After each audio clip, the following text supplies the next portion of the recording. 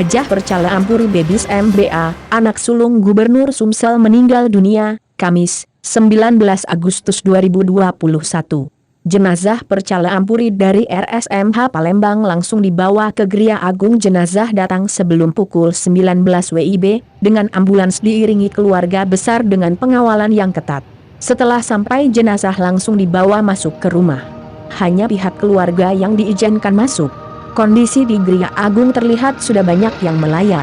Tampak beberapa kepala dinas juga sudah datang seperti Kepala Dinas Kesehatan Provinsi Sumsel Lesti Nuraini, Kepala Dinas Pendidikan Sumsel Riza Pahlevi dan pejabat terkait lainnya.